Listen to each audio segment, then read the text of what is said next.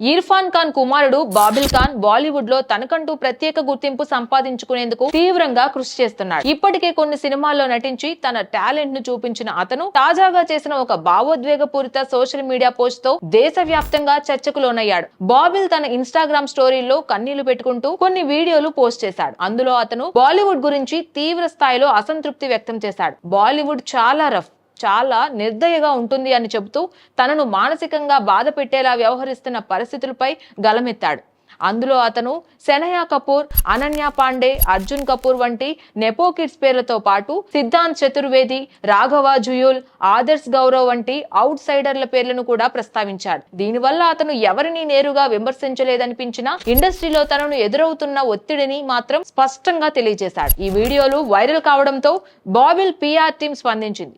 Babel కి ఇది ఓ భావోద్వేగపూరిత రోజు మాత్రమే, అతను సురక్షితంగా ఉన్నాడు. వీడియోని కొంతమంది తప్పుగా అర్థం చేసుకున్నారు అని క్లారిటీ ఇచ్చారు.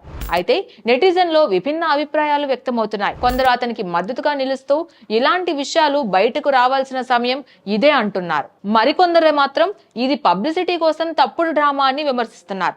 అయితే బాబిల్ వంటి యువనటుడు ఇలా స్పందించడమే బాలీవుడ్ లో కొత్త వారిపై ఉండే ఒత్తిడి, ఒంటరితనాన్ని ఎత్తి చూపిస్తోంది. ఈ సంఘటన బాబిల్ వ్యక్తిగత బాధను మాత్రమే కాకుండా బాలీవుడ్ లో ఉన్న లోపాలను కూడా చర్చకు తెస్తోంది. Please subscribe to the channel and download the Politicos app from the links in the description.